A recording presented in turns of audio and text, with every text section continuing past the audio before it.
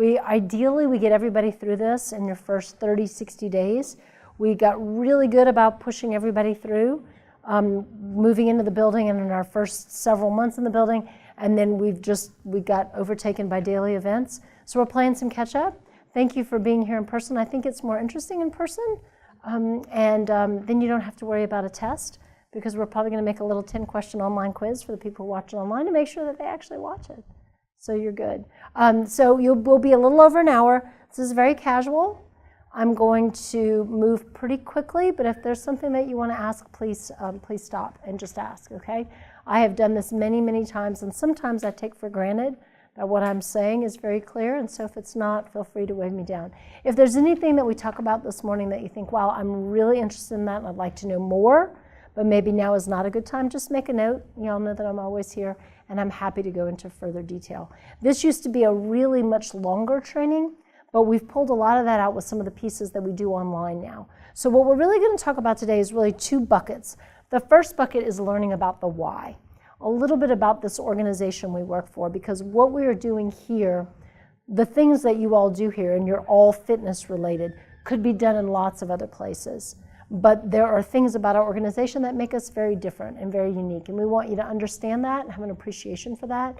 So we're going to talk just a little bit about our history, how the Y is organized, the mission of the Y, and what we do for mission impact. My goal in that is that you have a broader and deeper understanding of where you're working. I think that if you understand some of the why behind the Y, then I hope that that will make you a little more committed and help you to, during those tough days especially, when you're not feeling it or when you're having trouble with a member or a coworker, that we can remember a little bit of the greater purpose of why we're here and maybe elevate to that level. And then the last bit of time we'll talk really about member service, because every one of us could wear a name tag that says member service. Whether you're teaching a class, you're working in Kids Zone, you're a lifeguard, ultimately we're all here to serve members and create a good experience. So we want to talk a little bit about what that means. It's one thing to say we want to give good customer service, but what I want to do is be very specific and tangible about the kinds of things that we want everyone to do, and that way we can understand how we can hold each other accountable and be a little more effective. So we're going to get going. So here's a little bit about the Y. So the YMCA is an old organization. It was actually founded in 1844 by George Williams in London, and within just a few years, a retired sea captain called Thomas Sullivan saw this concept of the Y and brought it over to the U.S. The YMCA actually began as a Bible study. So Young Men's Christian Association, the concept was this is the time of the Industrial Revolution, and a lot of young people, especially young men, are moving from rural areas and out of their parents' homes into the cities, where they have jobs in factories and more modern places, but they're also on their own. So they're young, they have a little bit of money, and they don't have a lot of supervision. Now, all of us, I'm sure, have never been young with a little money in our pocket and no supervision, but it's easy to find less savory things to do. So the concept of the Y is, how do we give these young people something better to do? And I think that there are a few things I really want you to take away from this. I think that's still true. A lot of the kids we have, the teenagers we have, the families we have, the seniors we have, we're giving them something positive to do with their body, their mind, their spirit, and their time. So that really hasn't changed. Within about 30 minutes of landing in the United States, we have evidence of a Y here in Pensacola. And although this is a beautiful building we're in, and we talk a lot about the room, the space, the pool, the locker room, for the first 20 or so years that we were in Pensacola, we didn't even have a building. We just did things wherever we could in the community. So the first Y in this town wasn't actually built till right after 1900. And that was built right where the old building was at the corner of Palafox and Larua. We had a building there for about 50 years. Then the building we just moved from was there for about 65 years. And now we're here. So this is the third YMCA in downtown Pensacola, the first one on this location. A couple of little things about the impact of the Y. So I don't try not to do a lot of audience participation, but I always give you an opportunity. Does anybody know anything that was invented at the Y, started at the Y, influenced by the Y, that's much bigger than just the YMCA? I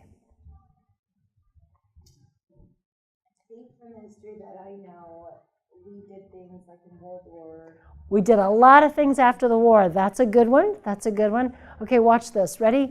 Basketball. If anyone ever answers this question, they usually say basketball. So the sport of basketball was actually invented at the Y at Springfield College, James Naismith, 1870s, and he was really looking for a way to play an indoor game when the weather was bad. So we can't play, rugby or golf. We can't be outside running around. How can we do something indoors? So he had a basic concept of being in this gymnasium, and if we're going to move back and forth across this space, he was trying to set up the scoring mechanism, and he said, okay, we're going to have a ball, and he's putting the basic rules together. So he went to the school custodian and asked him if he had some empty boxes, because he thought, we'll put a box at the end of each end, and you have to get the ball in the box. And the custodian said, well, I don't have any boxes, but I have some empty peach baskets. So he gives them the peach baskets, and Naismith decides if we put them up on the wall, that might make it a little harder. So that was the beginning of basketball. So a little side note that I only learned really recently. When the game first started, the baskets were set and were on each end, and they ended up moving them high. Do you know how long it took from the time the game was invented till they figured out to cut the bottom out of the basket? Because think about this. They would run, they would shoot, they would score. Now it's high enough up, the game has to stop. We have to go get a ladder to get up on the ladder and get the ball out of the basket, move the ladder, and we start playing again.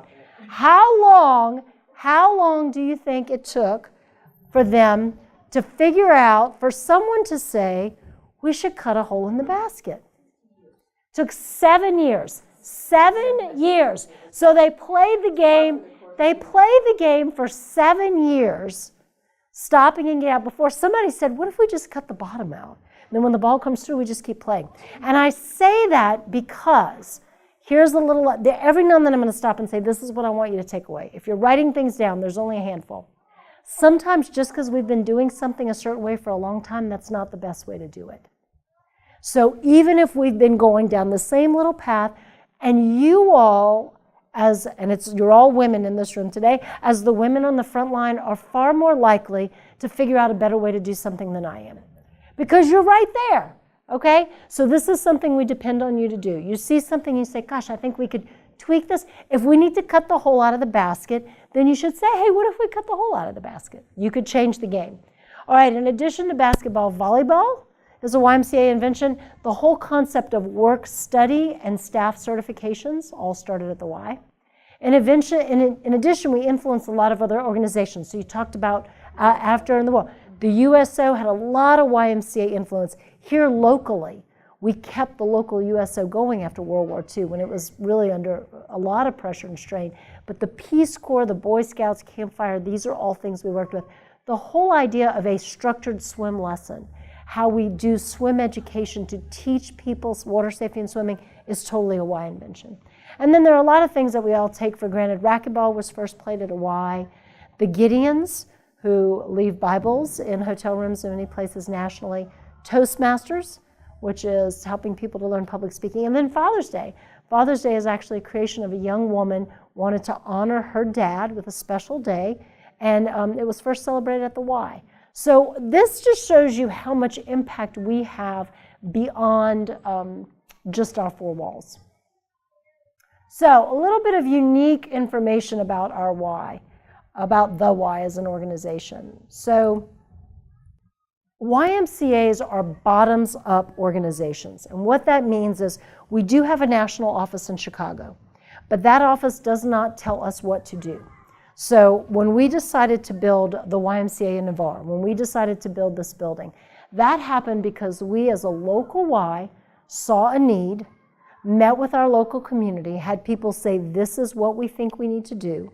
We have volunteers on a board of directors who helped guide that process. We have local donors who gave money. We brought in community ideas. We hired local people to build a Y that we felt we needed for our community. So YUSA provides a lot of training. Many of the trainings we've done come from there. They provide best practices. You know, if we're going to say, what's the best way for us to deliver a swim lesson to a 5-year-old? It's a whole lot of collective knowledge coming together from Ys, and then they'll hand that down. The Y advocates for us on a national level. You may see national advertising to really promote the value of the Y. That will come out of YUSA. If a Y is struggling, for whatever reason, we're having trouble with staffing or with finances, YUSA can provide support. But ultimately, we decide locally what we want to do, which is why if you've been in one Y, you've been in one Y. So when you go to Jacksonville, you're going to see a Y that's like this, a big glassy building with a giant pool, and you're going to see a Y that is small with a climbing wall, and you're going to see a Y that's in the basement of the Bank of America Tower building downtown, and you're going to see a Y that has tennis courts, because each of those is really unique for their area. There are some associations, some Ys that will say, this kind of works for us and we're going to do a couple of these, but we're not McDonald's, we're not Walgreens. We're very, very unique. We do have that local board of directors that sets our policy. Just a little note here, every now and then you may experience this if you haven't already. Some member doesn't like something. I know that never happens to you, but they don't like the time of the class or the temperature of the pool or whatever, this rule or that rule. And they may say, well, I want to talk to the board. When does the board meet? I want to go to the board meeting. It happens. People think that I'm just going to go. It is our job as staff to deal with the temperature and the cleaning and the schedule and those service things. The board's job is big picture. The board looks at strategy. They look at big financial investments. They look at where are we going next, and then they help to keep us on course. So really, when a member is upset about something and they think they want to take it to the board, I don't like to say, this really isn't worth the board's time. People don't like to hear that. But usually a better response is, this really sounds like something that we as staff can help with. Let's talk about that. How can we deal that? We are a tax-exempt charity. So under the U.S. tax code, we are a 501c3 organization. That means there are no shareholders in the Y. Nobody owns a stake in the Y. No one is getting rich working at the Y. Okay, thank you. I'm like, come on, somebody giggle. I've worked here for almost 18 years, I know. But certainly we take money in. We take money in for membership dues and program fees. But that money all sustains operations, gets reinvested back in the community, and we'll talk about that in a minute, helps us to build for the future. And then we also, as any responsible, we all know, it's good to have that little rainy day fun if you can when something goes wrong. This Y, is a very conservative, sound Y, and we save. So if I pull out our financials right now, you're going to see a line that says depreciation. And basically what depreciation is we know that every month we're in this Y, everything ages.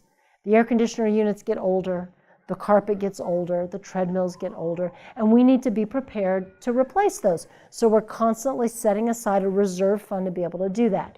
If we don't, and the air conditioner breaks and the treadmills then we're in trouble. And so our Y is we are a very conservatively run Y to do that. So again, very much a bottoms-up organization. Local needs drive what we do. Little quick snapshot nationally, there are 2,700 Ys in the country that collectively serve over 20 million people, kids and adults. More than 500,000 volunteers serve as those members of boards as well as program volunteers. So they're coaching soccer, or they're coming and doing, we're talking about language before this started. They may be doing let's teach some basic foreign language to kids. Let's do some arts activities. They may be volunteering with seniors, all folks who help. If we combined all those Ys together, and we looked at the revenue that they bring in, it's over $6.5 billion in the United States alone. The Y exists worldwide, but in this country alone.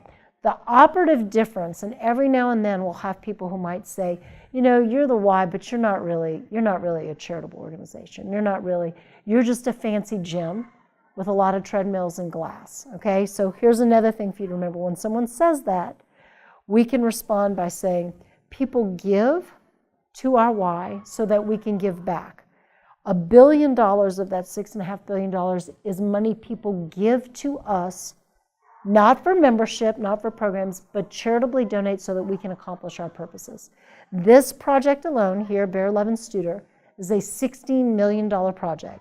Land, building, fees, equipment, and everything. And we raised more than 90% of that from people who gave us money to build this building.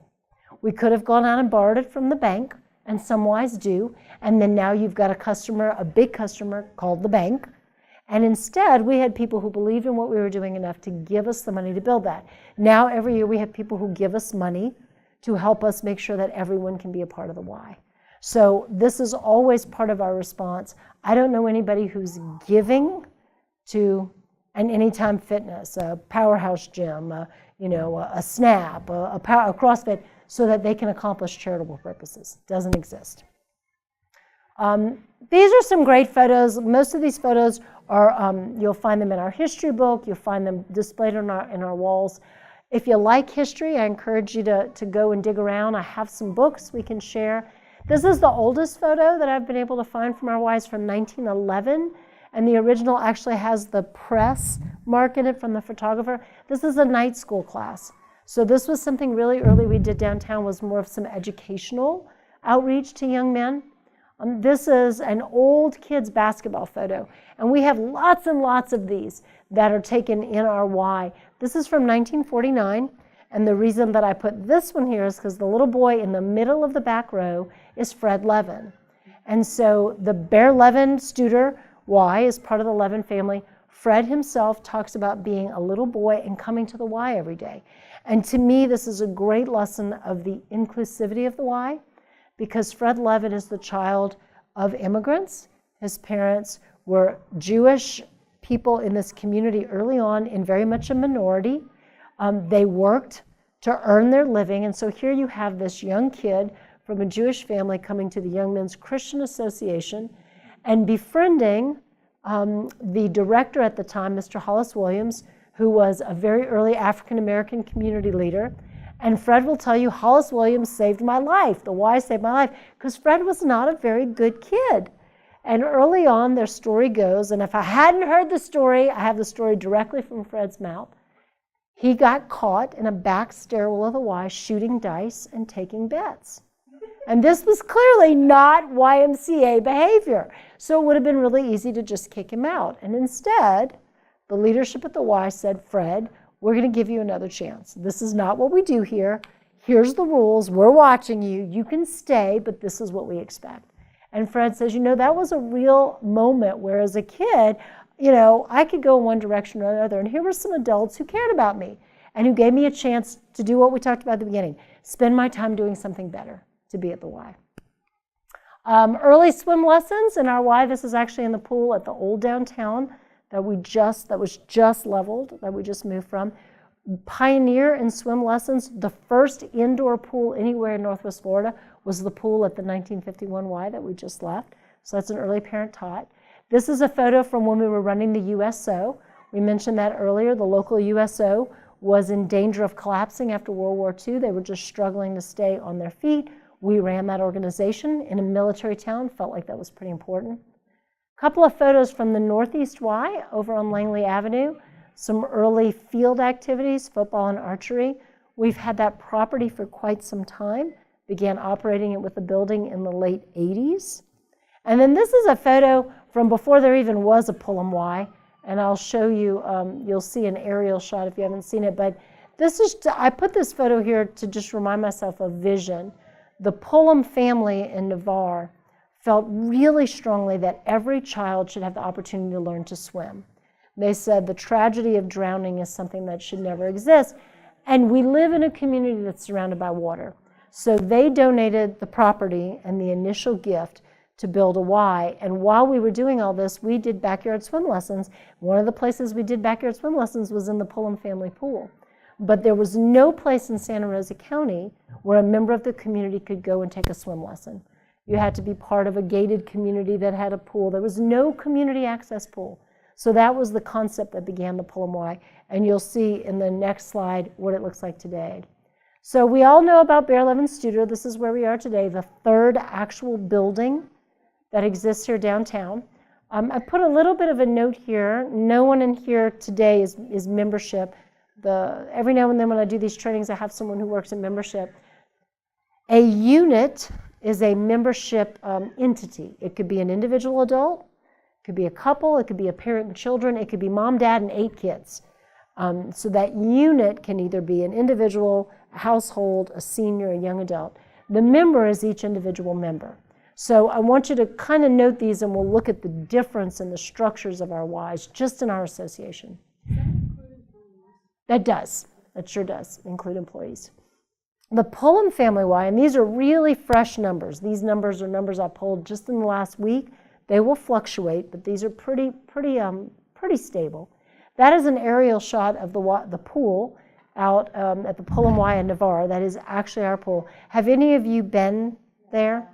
I would encourage you, if you're ever headed out that way, you don't need an appointment, I think it's good for us to see each other's branches and just see how they operate. The Pullum Y is right now going through a planning process for expansion because they have really been at capacity in their space for quite some time. But this is the outdoor pool, and then there is a full facility as well. That branch opened in 2006. And then here is the Northeast Y. And I'm trying to get this little, I don't know why I can't get the little banner off. Why I can't get the little banner off the bottom so you can see that. I'll read that to you. There's only a little over 600 members out at the Northeast Y. The Northeast Y is over on Langley Avenue, just by the airport. And that, as you can see, very small membership. So just a little note about the differences. If we look at Bear Levenstuder downtown, we see 5,000 units, 10,000 members. That tells us we have a lot of individual members here. There are a lot of those units that are just, and we know this, you all who are serving members know a lot of times. When we look at the Pullum Y, where there's 1,300 units right now, but over 3,000 members, we have a lot of families there. So that is in a neighborhood community, a lot of families. There's not a lot of other recreational opportunities in that community. A lot of military families, and this is a place where they go and meet other people. The Northeast Y has a very small membership base. There is a fitness area there. We do not offer at this time any classes. Their pool is outdoors, but it's a huge youth program center. We do a whole lot of kids' activities at that branch as well. So even just within our association and 3 branches, very different. We said, if you've seen one Y, you've seen one Y. So even just here in our 2-county area where we serve, we've got a lot of differences. Right now, we are looking very carefully and seriously about what comes next. So there are at least 3 areas of the community where we're planning expansion at Pullum, and a couple of other areas that are very interested in having a Y there. Now again, I will have people say, well, we need a Y in Perdido. We need a Y in Gulf Breeze. Well, again, we're not Lowe's. Someone just doesn't say, hey, we need a place there, let's go build it. We now need to generate that local support from leadership, from volunteers. How are we going to raise the money or put the money to do this? We don't have this golden parachute of a corporate office that builds things. It's all on us. So the process of building this Bear Levenstuder Y, probably if we really look at it, was 5 years, from really laying the groundwork to all of the development, to the fundraising, to the actual construction, to the opening. It is a process. It takes some time. Yes? When you guys built this, did you exceed, the membership numbers exceed? Great question. So one of the things we do before we're going to build a Y, and we did this in Navarre, I was here when we opened that Y and we did it here, is we really do some market research. So we talk to existing members, if there are existing members, and potential members, to ask, what are you looking for in a Y? What are you willing to pay? What are your priorities? And based on that research, and again, the Y is everywhere, we have a lot of data, we can aggregate that up and say, at these price points, and if we have, like we knew here at Bear Levenstuder, a pool was critically important, that the aquatic center really needed to be a focal point of this Y. We could not have built this Y without an aquatic center based on what our research. So we can then say, based on that, here's how many members we project we'll have. And I'm glad you asked that question. Literally, I think 2 weeks ago, our CEO pulled out the market research we did for this building, and it said, 2 years after opening, with these key items, which we have here, at this price point, which is basically right what we charge, we expected to have 4,850 units and 10,000, I mean, almost spot on where we are. So the thing that was different here is it didn't take us 2 years to get there. We did it in about 5 months. So when we look at the growth of this Y, we had projected a nice, instead it went like that. So how do you compensate for that in 2 years from now? Well, we have leveled. We have been at a fairly level membership here since August. So for about 8 or 9 months, we've hovered right about that 10,000 member mark. Looking at the square footage of the building and the design, we should be able to accommodate pretty well up to about 12,000 members. A lot of that comes back to us. How do we program? So I would have told you 10 years ago, we didn't have all these morning classes. We just didn't. We had before work, lunch, and after work. Now we've developed those. We didn't have a game room for kids. We said, all right, we're going to do that. We didn't have a pool slide. All right, how do we do those things in ways that draw people at different times and in different spaces? So a lot of that comes up to us. And then the next piece will be, can we reconfigure our internal space? So, we've got some spaces in this branch that are really used and others where there may be some space where they don't get used as much. Could we reconfigure? And then at some point, we say, all right, do we need to open a little satellite fitness area somewhere? Or if we start developing a Y in Perdido or in Gulf Breeze, does that then draw the membership that then helps? What we knew when we built Bear 11 Studio is that what the community told us is we need a strong downtown branch first. This will anchor this Y. This becomes more of a destination Y. People will drive a little farther to come here for what we offer. And once we're solid and stable here, now we can grow. Thank you for that question. All right, mission, brand, and values. All right, so here's another little quiz.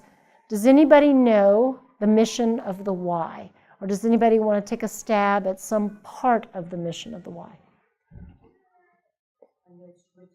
It is written right behind the Welcome Center. It absolutely is. You know where it is. I think it's something about transformation. Oh, I love transformation. To impact the lives of the community. Okay. All right. All right. Christian fundamentals, principles. This is good. Okay. Okay, so someone told me years ago, if you're really going to subscribe to something, if you're going to be a member and you're going to be an advocate, you should know the mission. I'm a lifelong Catholic. There are a few things about the Catholic religion that I can just pop off and tell you right away because they're just ingrained in me. So the mission of the Y, and this is not the first writing of this, but it's much simpler than what we had beginning, is to put Christian principles into practice through programs that build healthy spirit, mind, and body for all. So super, super simple here, and there are workshops that take a lot of time going through this, but just to hit the highlights. We started as this Bible study, this mission-based, values-based, and there are our core values: caring, honesty, respect, and responsibility. So you don't have to show your Christian card when you come in, but I feel like if my children are caring, honest, respectful, responsible children, I've done a pretty decent job. So we want to take those principles and then we want to put them into use. So the programs that we give. So when we teach a kid swim lessons, yes, we're teaching them how to swim, but we're also teaching them, hopefully, some confidence. We're teaching them how to trust someone to guide them. We're teaching them to respect other people's safety and how they act around water. When we have someone up in the fitness center and I set my iPhone down somewhere, hopefully we're all going to be honest and say, hey, whose phone is this? We're not going to walk away with this. It means that I'm going to be responsible for cleaning up my space and putting my equipment back. It means that I'm going to see somebody who maybe needs a little help, and I'm going to talk to them or help them rather than pushing them aside so that I can get on this squat rack. So everything we do really is about helping people to be better people. The spirit, mind, and body piece is pretty key. And I don't have a Y logo on today. Caitlin does. So the logo on that shirt that she's wearing, thank you. The logo that Caitlin has on that shirt is actually the 6th logo that the Y has had in its history. It's evolved over the 160 plus years. That's the newest logo. But what all those logos have in common is they all have a triangle as part of their logo. So the triangle in the corner represents that spirit, mind, and body. The early founders of the Y felt that we are whole people when we combine what we do spiritually, what we do mentally, what we do physically. So that everything in the Y really needs to balance those and feed those pieces of us. And that if we are balanced and healthy in those areas, then we are better people and we can serve each other better. The last two words are pretty important, the for all, because the Y is here for everyone. And so I'm going to show you a few things about how we make the Y for all, not just people who look a certain way or have reached a certain fitness level or have a certain income. And I think we can just look around this room and see we're different, we're all different, and that is part of the beauty. I tell people when you come to the Y, you're going to see some people who look just like you and a whole lot of people who don't, and that's a lot of the fun part of it. So when we really break that down a little more, we are focused on youth development, healthy living, and social responsibility. And we put those three buckets together because if you ask people what some other organizations do, and let me see, like if we think about the Red Cross, we think about disaster relief. It's pretty simple. If we think about Council on Aging, they serve the needs of seniors. When you talk about the Y, we do a lot of things, a lot of different things, but everything we do fits into one of these buckets. So youth development, nurturing children and teens into healthy and strong adults. Healthy living, how do we help improve the nation's health and well-being? And social responsibility, how do we give back and build a better community? And so just talking a little bit about what we do in these areas here at our Y. So in the area of youth development, and we see some of that here at Bear Levin Studer. If we were going to go to the Pullum Y in Navarre, you'd see a lot more of it. If you would go to the Northeast Y, that's almost all that you would see is what we do in youth development. So we have a very strong after-school program. Every day when school lets out, we have children who roll into after-school programs at their school site, where we go and send our staff and deliver the program, or children who we pick up and bring back to the Y. So none of those programs operate downtown, but they do at our other two branches. We're one of the largest providers of after-school care in the two-county area. So having children not go home to an empty home, but instead come somewhere where they can get some homework help and a snack and have a safe place to play till mom and dad are available is pretty important.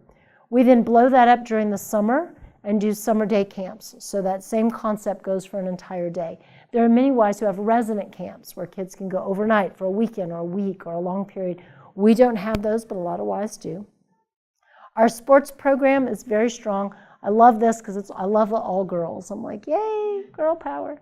But our sports program is really focused on participation. And I go back to my own experience. My daughters are both grown now, but many moons ago, we were just not, I didn't grow up in this sports-minded family. We just didn't play sports. And so I just didn't know. And I had one of the other directors here say, why don't your girls play any sports here with us? And I said, I don't know, what do they play? He said, well, why don't you come bring them out for soccer? So I brought both of my girls. I mean, we brought the shin guards. I didn't even know how to put those on. They said, what do we do with this, Mom? I said, I don't know, ask the coach. But to get an opportunity where they could really learn some skills, learn that teamwork, go do something totally out of their comfort zone at the time, get some real, red-faced, sweaty exercise, and eventually, I will never forget, score a goal. I literally cried on the side of the field. I was so excited. But we really try to emphasize that participation. Every kid gets to make the team. This is not about if you're not good enough, then you warm the bench. Every kid makes a team. Every kid plays at least half the game, and we do some skill development. Swim lessons, as we've already talked about, we will bust through our records swim lessons this year, largely because we've been able to increase our capacity so much here. So the Y pioneered swim education. We really want to avoid that tragedy of drowning, give kids a respect for the water, some skills. We did a program last summer at the Hunter Pool downtown, funded specifically by a donor, where we took kids, especially kids who were a little bit older, like middle school to young teens, who had never had any kind of formal education in the water. I think we had 81 of them who went through, and just taught them some basic things.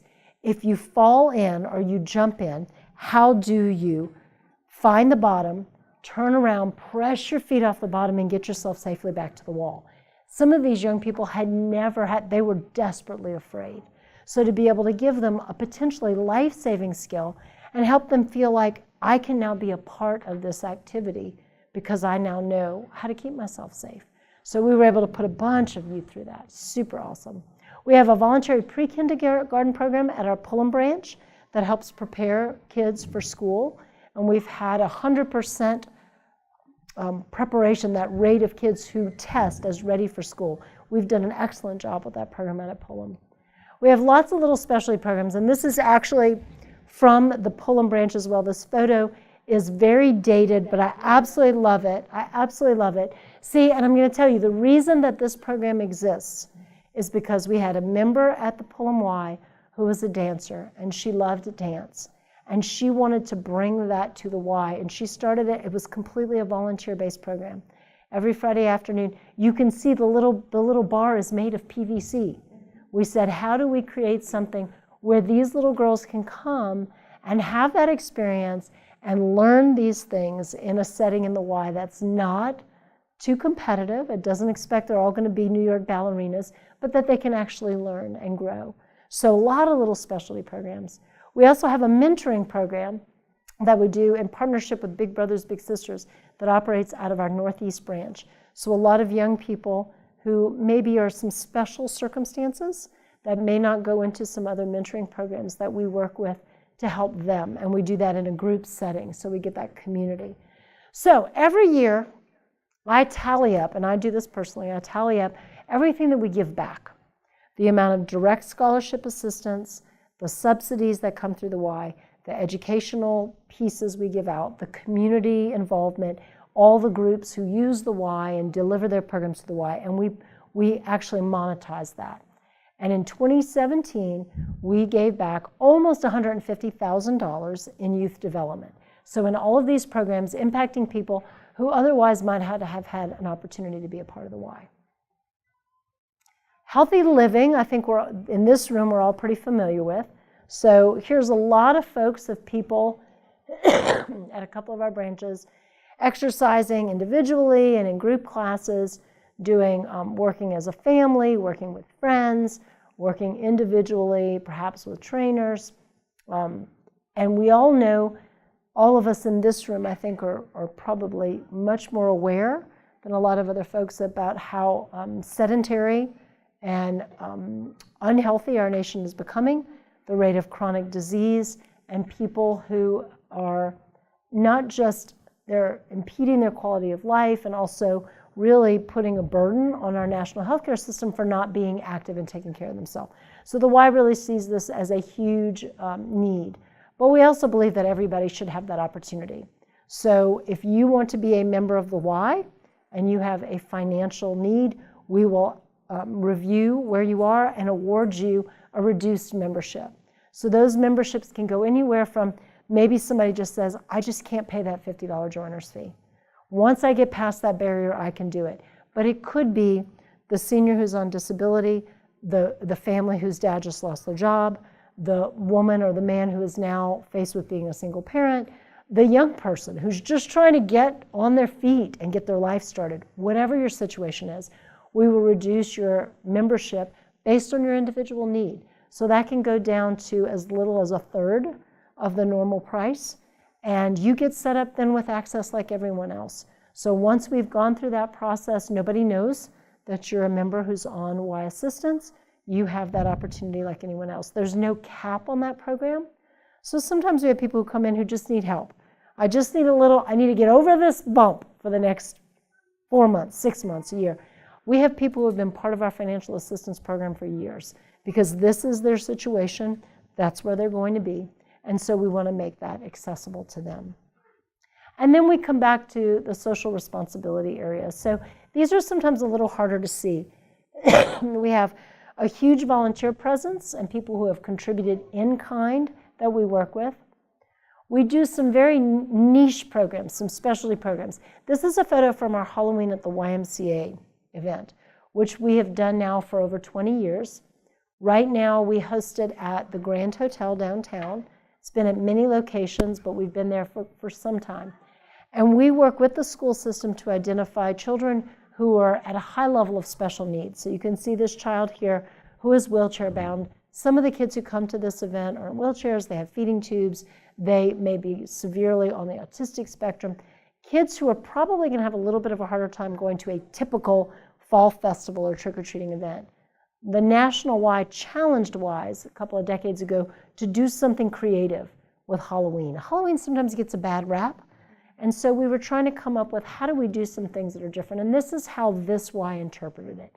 Can we create a typical trick-or-treating event for kids who might not get to do this? So we have about 300 kids every year who come to us from the school system. We convene partners and players, and they dress up, and all of the adults and volunteers dress up, and people go crazy, decorating and in costumes, and we hand out treats, and they get their faces painted, and there's big characters, and there's pizza, and we have a DJ, and they dance, and it is just a day to just be a kid. And so this is one of those things we do that's not a fundraiser. It is purely a community event. And I have learned at this point that if we don't contact the schools early enough, they start calling us. Hey, are y'all doing that again? We want to make sure we are in on that. Right here in this room, we started last August, Family Dinners Church. So a big part of our social responsibility is making the Y everybody's Y and everybody's space. Carlos, who's the member there standing up on the right side of that photo, he's a member here. He's also a pastor, felt called to pastor a plant church, really start a faith group. And he said, our decision was we're going to get to people by feeding their stomachs, and then we'll feed their souls. So for some time, he and the volunteers were preparing in their homes, trying to prepare food and then bringing them to a place where people could gather. Well, once he saw our kitchen here, he said, is there any way we could do this here? So we started, and they started with no one. They had just his family and a couple of volunteers, and they would prop the door open and come in here on a Sunday afternoon and start cooking and just see who walked in. Because you smell what's going on in there. After about 4 or 5 months, they were up to about 40 or 50 people who were now starting to come on Sundays. So now they've moved next door into the Pen Air room. So on Sunday afternoons, they cook here, but they set up all the tables and chairs next door. And the approach is really simple. We come together and break bread and have a meal, and then we talk. We talk a little bit about Scripture, we talk a little bit about faith, we talk a little bit about our life, and we try to support each other.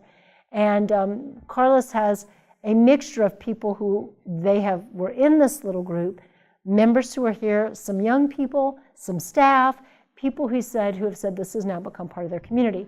We also have churches that operate at both of our other branches. At the Pullum Y, there is the Bethel Pentecostal Church that meets every Sunday morning and has for years.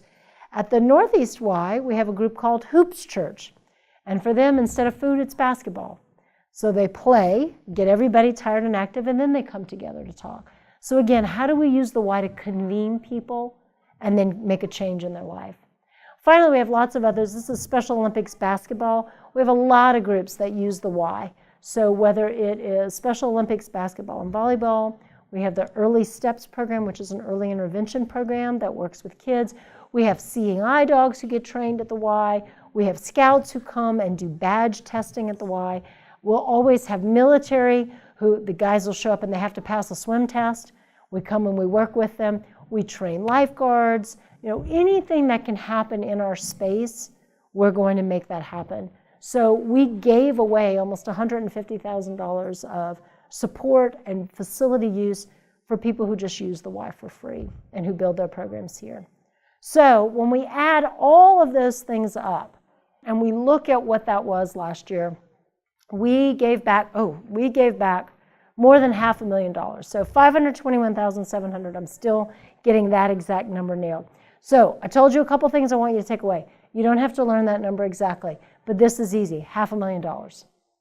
When someone talks to you about where you work, you can say, did you know that our Y gave back $500,000 of programs and services in the two-county area? And that number moves a little, but it's been $500,000 or more for the 5 or 6 years that I've been really tallying this up. We think that will just grow because now that we have a bigger presence and we've got more opportunity, that number will keep going up.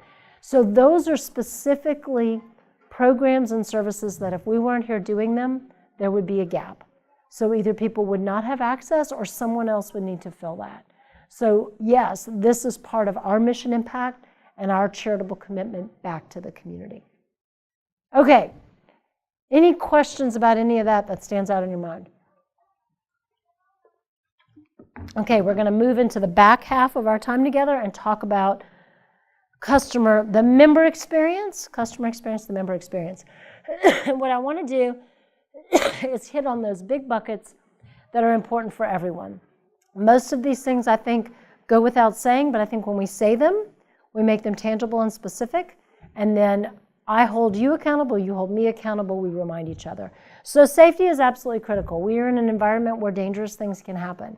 And I have a folder about this thick of accident and incident reports from the first 17 months we're in this building, and some of them are very minor. You know, somebody needs an ice pack, somebody needs a bandage. Sometimes it's bigger, and we need to call 911 because we need professional care for someone and something has happened. Safety is absolutely everybody's job. So all of us are called to be vigilant, to look for things that just don't look right. So if you are walking down this glass hallway and someone is sprawled out on the pool deck, do we know how to perform a rescue? Maybe not all of it, but absolutely, if somehow someone has not noticed that, that's part of our job to get to, man, what is happening? It is very easy for someone or something to go to the bottom of the pool and for it to take even a minute to notice something's down there. And a minute is a long time when you're underwater. It may be we're wandering through an area of the building where, gosh, how did that get broken? Why is that there? I always tell the story in the old Y of a low doorway. We used to have to walk through a really low doorway to go into the spinning room because we converted a racquetball court. And I had a member who was 6'6" who ran into that doorway one night. He was a little bit dehydrated, he wasn't feeling good, he got out of the class, and he slammed right in that doorway. Now, I could not imagine at my height running into that, but we padded the top of the doorway. So anytime we see something where I'm watching how someone is using this area, and y'all are on the ground floor seeing how a member or a child or someone who maybe isn't quite as experienced as we are is using a piece of equipment or an area that could potentially be a danger, wave the flag. Hey, let me know, let your supervisor know, let maintenance know. I think this maybe could be safer. Anytime we can prevent something is certainly better, and then anytime that there is an actual incident, we're all called to respond. So the pool is certainly a huge hazard, as is where we are in fitness. People sometimes are doing things that may be a little bit outside of their capacity and scope, and so for us to intervene and support them is huge. I have asked some of the staff to show me some pieces of equipment upstairs that were new to me, because the first time I tried to use the super squat, I ended up on the floor. And I thought, I don't think this is how this is supposed to work. Let me get someone to show me how to do this. So again, always thinking about safety. This is especially true for the really vulnerable populations we have. So when we have children, if you see a 6-year-old running around in the wellness center, you probably should stop and do something about that. Why is this child? Why is this kid swinging off of a Smith machine bar? Obviously out of place. Our older members, so someone who is a lot older, it could be an older person on a treadmill and that treadmill's starting to get away from them. How do we help them? People who are just new. And then we have a lot of members here who may have certain special needs or disabilities who have access to the facility. We just might need to accommodate a little bit. So we want to be real careful. Safety, really important. Cleanliness. I always talk about this. This is the Walgreens logo, or maybe the Washington Nationals if you go to DC. We took a trip to DC a couple of years ago. One of my kids said, why is everybody wearing Walgreens ball caps? Then we figured out there's a whole nother story about that. So I pass the Walgreens on 9th and Cervantes every day, pretty much every day, okay? It is either on my way to work, my way after work, whatever, in between my home and life. And I drove by there early one morning, and as I'm driving, I needed to go there, but I'm going to make the corner and pull into the parking lot. As I'm driving by, there's a gentleman in a shirt and tie walking around in the grass, picking up trash and putting it in a plastic bag. Kind of stood out to me. I thought that was a little weird.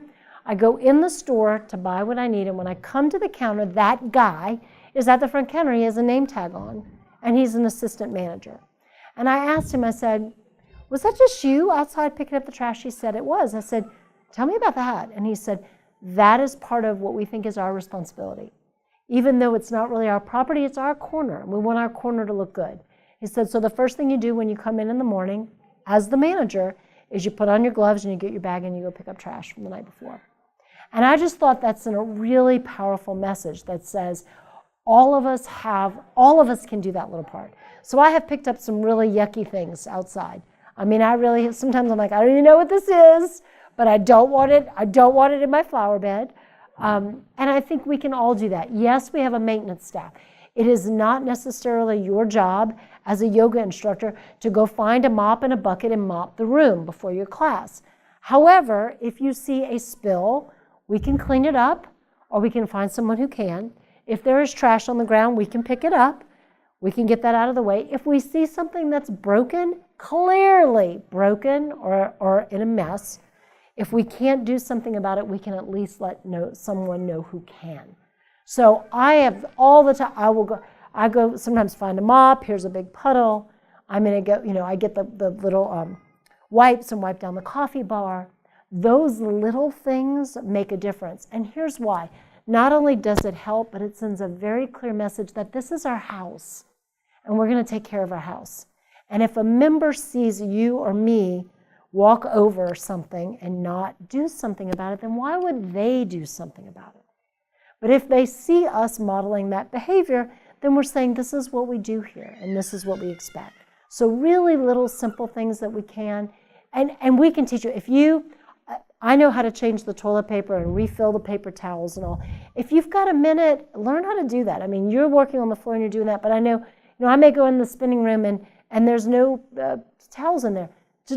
I've got that minute, let me go figure out where's that key and how do I do that. It can really be helpful. And we have more male staff members on maintenance than female. So sometimes if you're a woman and you're the one around, it's helpful to know how to put paper towels in the paper towel dispenser.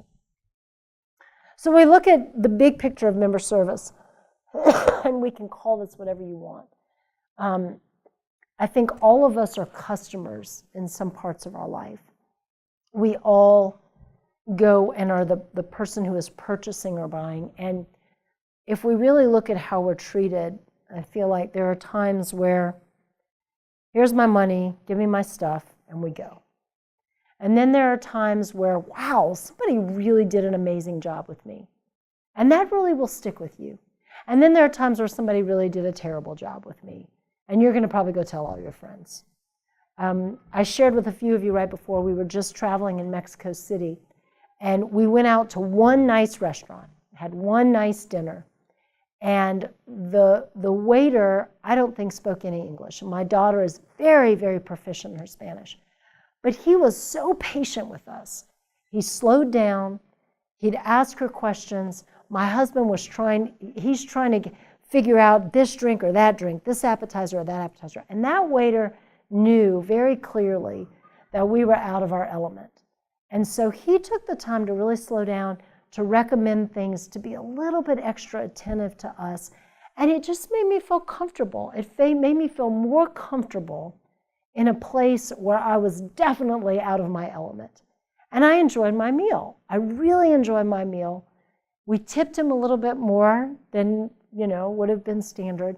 And I walked out of there thinking, if I came back here, I'd come here again. Because I felt like Victor, and I know his name, because Victor just cared about me a little bit, which was wonderful. So it doesn't always happen that way. And I have a couple of really good stories. I'm going to share one with you. A friend of mine comes over for Thanksgiving dinner. This is years ago. And I am making homemade cranberry sauce. And I don't know if anybody else makes homemade cranberry sauce, but if you've only had the stuff that you out of the can, okay, it's two totally different things. Let me make you some and I will. So I'm making homemade cranberry sauce and I'm using the recipe out of The Joy of Cooking. And The Joy of Cooking is like a Bible of cooking. It is this massive book. It tells you how to do everything. And a friend of mine says, what's that cookbook you're using?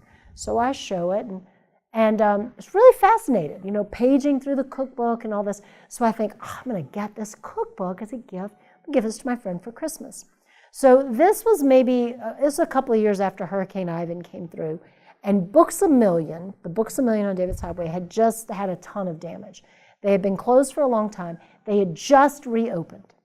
And I happened to be around there and I thought, I'm going to go buy this book at Books A Million. So I walked into the store And I thought, I'm sure I can find this. I'm very self-sufficient.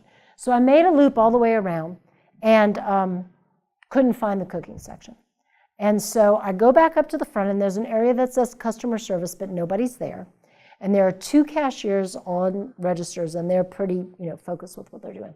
So I kind of wait for a minute till one of the cashiers is between transactions. And I said, is there anybody here, who can help me? She said, yeah, it's probably going to be a while. Okay, so I turned back around, thought, well, let me try again. I'm very tenacious, let me try again. So I go again, and I see a woman who is clearly a Books A Million employee. She's wearing the vest, she has the name tag, the keys and all. And she is walking away from me. So I'm walking quick, and I'm like, excuse me, ma'am, excuse me. And this is what she does. I'm not on the clock. And she walks away from me. So I get the shaky hand and the turn. She goes behind a door that says employees only.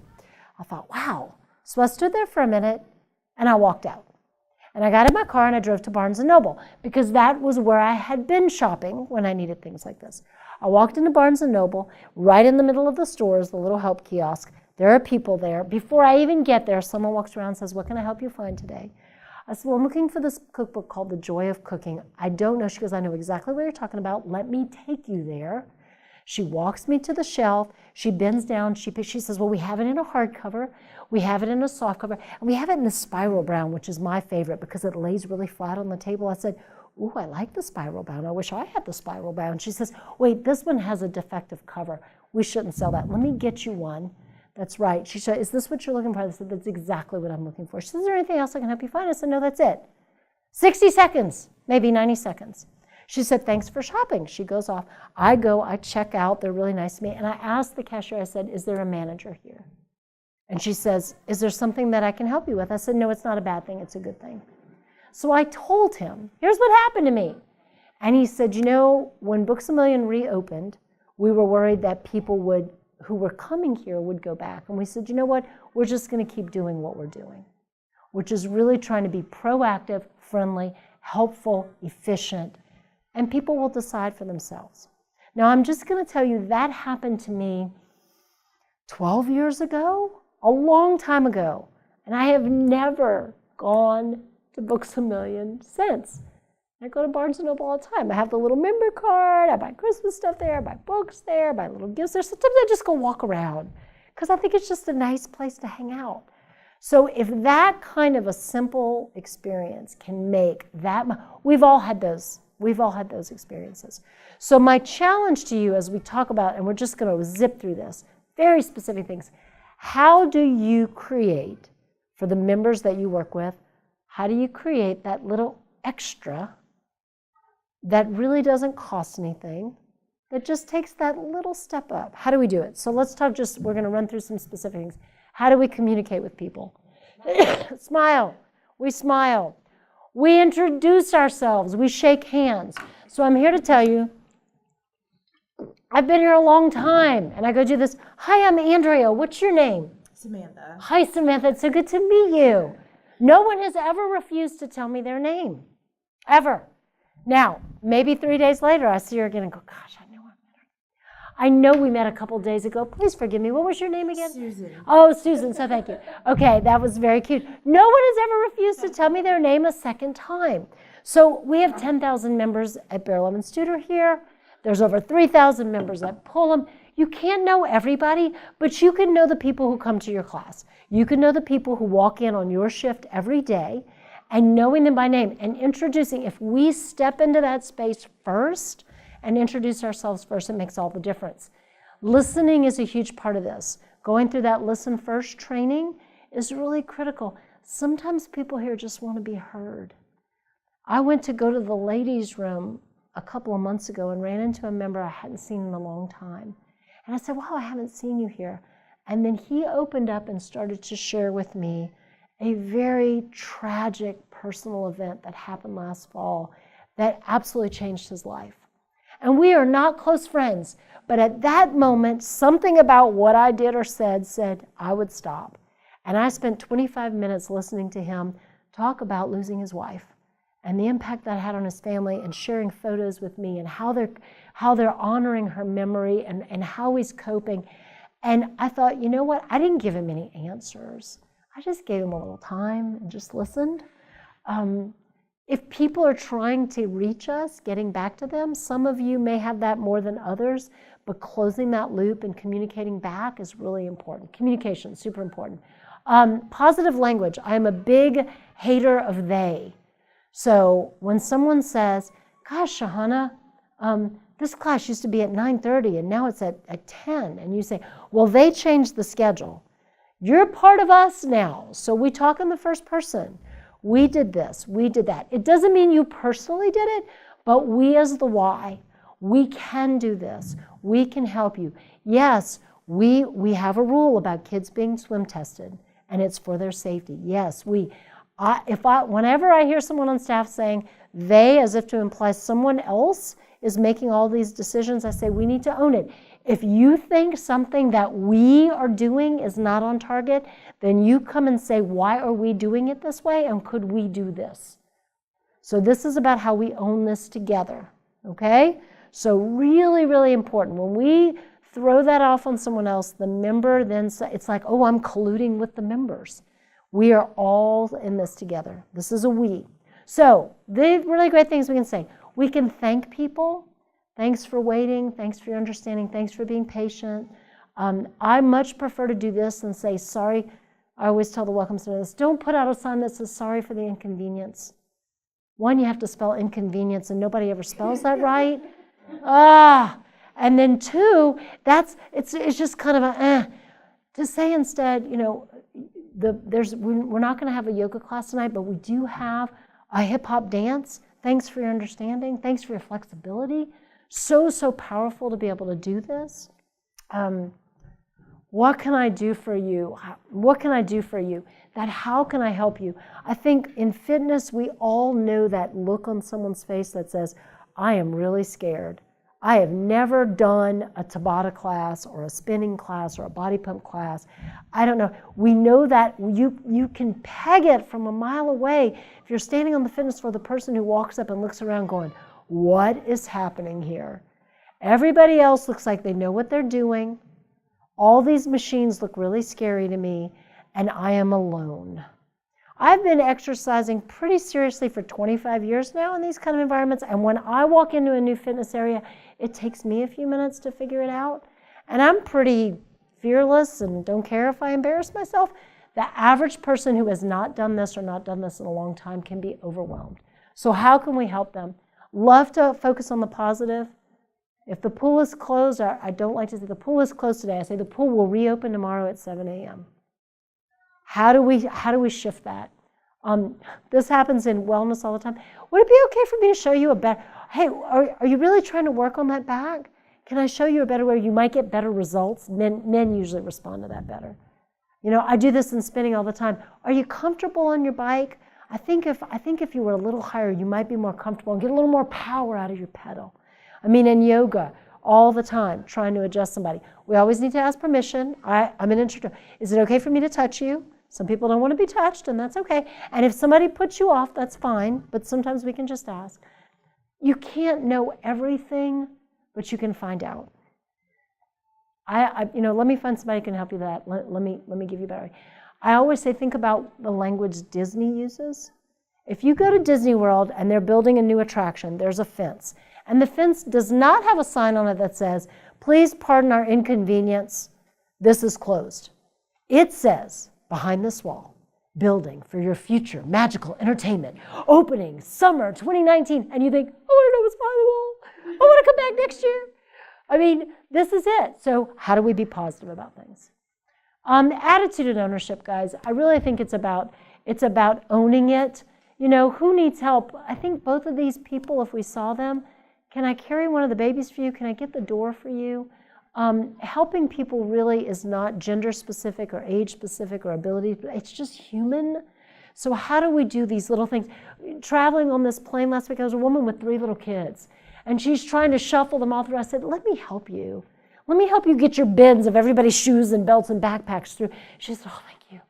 I mean, this is just what we should do. We do this together. And I always put this up, like Spike Lee said, just do the right thing. Most of the time, we know what the right thing is to do. You know, if you sit down in the bathroom down here and there's no toilet paper in that bathroom and it's a single toilet paper holder, the right thing is to do is to put more toilet paper or get somebody to do it. Because otherwise, the next person who sits down has no toilet paper. And it takes that extra, that extra little oomph in that 2 minutes. What's the right thing to do? So just a couple of final thoughts here, guys. Be on time. No matter what your job is, if we say we're going to start a class on time, we say we're going to open on a certain time, if you're relieving someone from a shift, be on time. Everybody has stuff happen.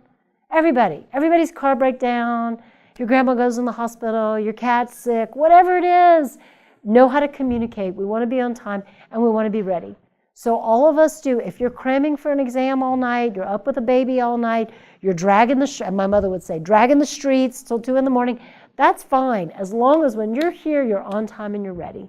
And knowing how to communicate directly to your supervisor, looking for a sub, and at the very last bit, call the welcome center.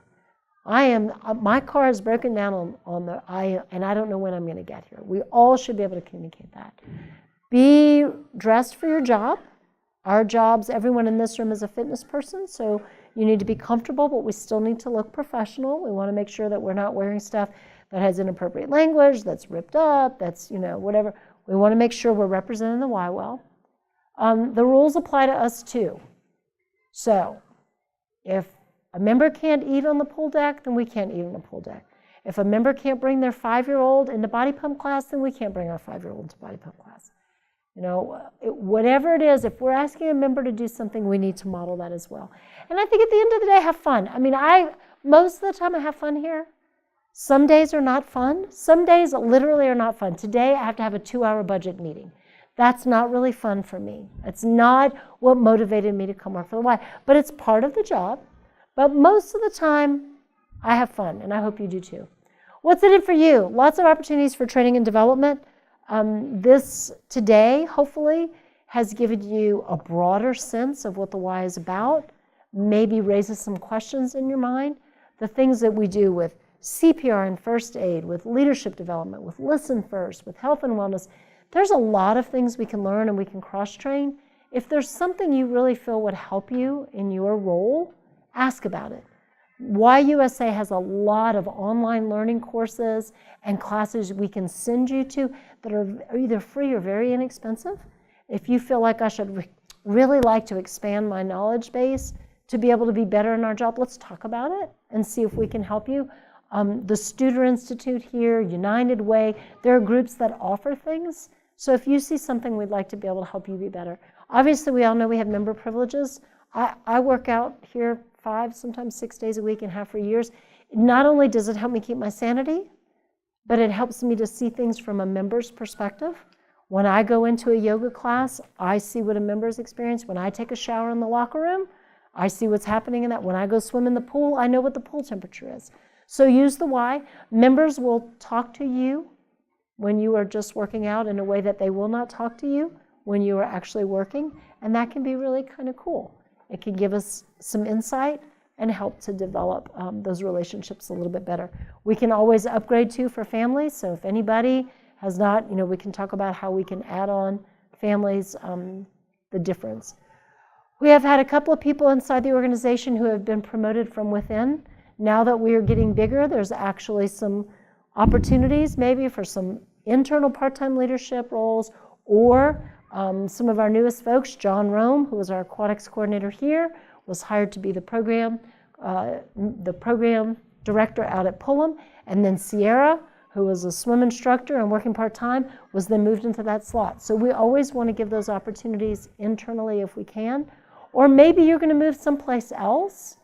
YMCAs like to hire people who have worked at other YMCAs. So there's always that opportunity as well to grow.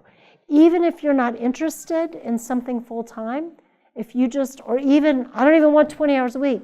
We just had a committee, I think you were part of we just had a little task force that we had a specific, and it's still working, a specific job, very specific tasks. And we said, we need to bring together a few people to work on this. Maybe even you just say, hey, I might like to do a little something extra with membership or with special events. Keep me in mind. We can always do that. If you work at least 1,000 hours in a calendar year. So that's tough for an instructor, but for somebody like, I mean, are you working at least 20 hours a week? If you're that 20 hours a week gives you 1,000 hours a year. If you do that for 2 years, and they don't have to be consecutive, you then become eligible for the Y retirement program.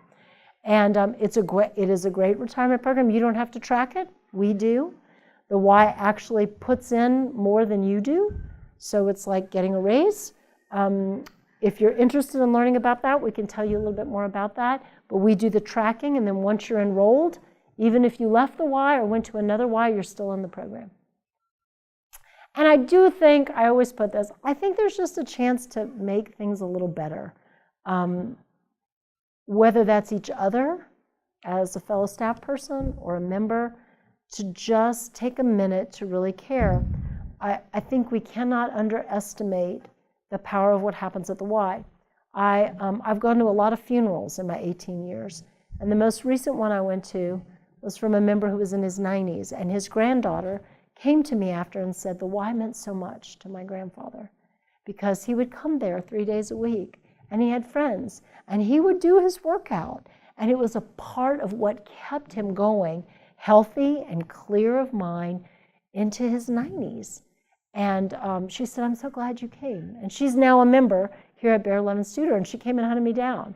She said, hey, I'm here now. And so to have that little piece of a connection can be so important.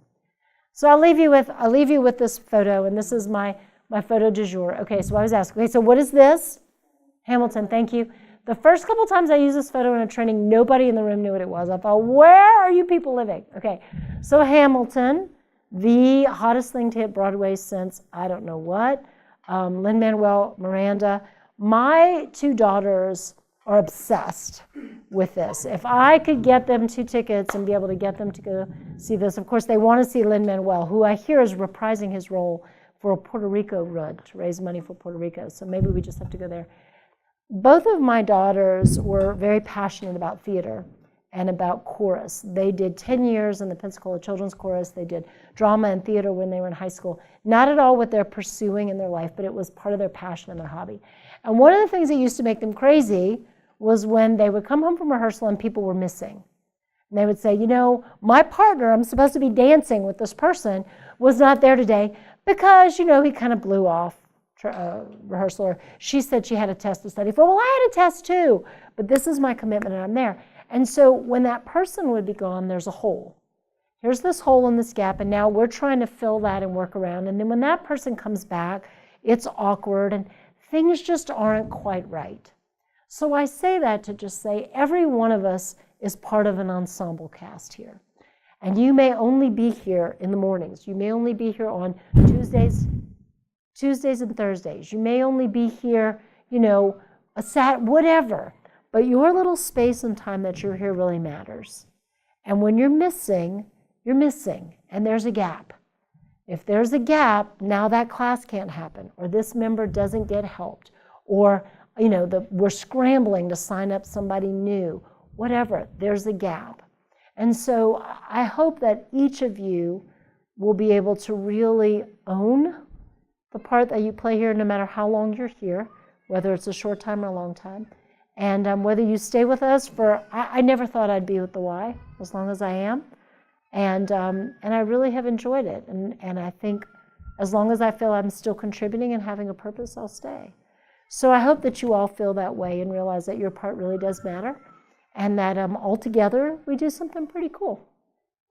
So that is our time today.